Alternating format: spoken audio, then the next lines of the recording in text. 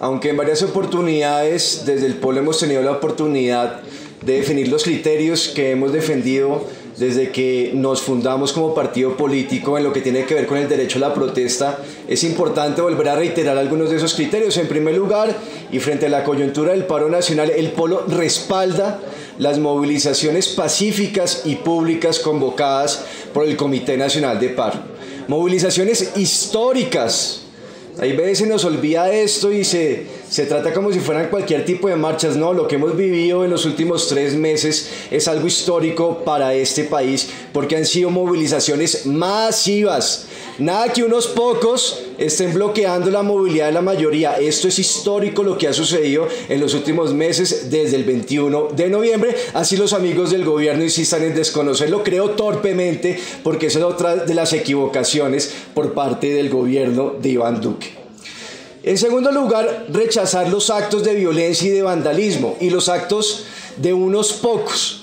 Para que las movilizaciones sean efectivas, y cuando digo efectivas es que logren los propósitos que tienen, en este caso es el rechazo al gobierno de Iván Duque, a su paquetazo neoliberal, al rechazo al asesinato de líderes sociales, el rechazo al saboteo en la implementación de los acuerdos de paz. Para que esos propósitos y objetivos sean efectivos y se logren cumplir, es necesario que la movilización sea masiva, multitudinaria, pacífica y pública. Así lo demuestra la historia de este país.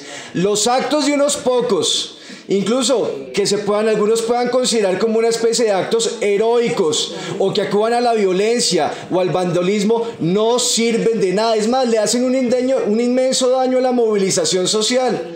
No solamente porque generan el rechazo de amplios sectores de la población, sino porque sucede lo mismo que sucede siempre en este recinto o en el Congreso cuando unos pocos acuden a esos actos de violencia.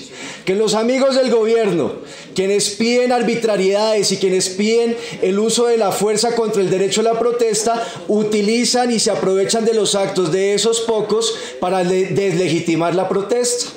Entonces, el Polo reitera el rechazo a ese tipo de actos y el concejal Celio tiene toda la razón. Las autoridades deben decirnos quiénes son los que incurren en esos actos de violencia, porque aquí hay muchos cuestionamientos.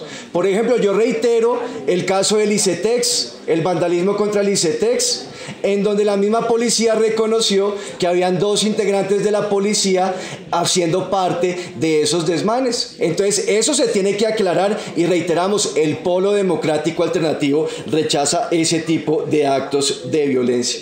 Y es notorio el nuevo enfoque para el tratamiento de la protesta social. Reitero lo que dije algunos días, es notorio ese nuevo enfoque, un enfoque en donde el secretario de Seguridad no es el que atiende las protestas porque se considera que no es un problema de orden público, es la Secretaría de Gobierno y la Secretaría de Cultura, y donde parte una visión en donde el Estado tiene el deber no de reprimir, sino de salvaguardar el derecho fundamental a la protesta. Muchas gracias, señor presidente.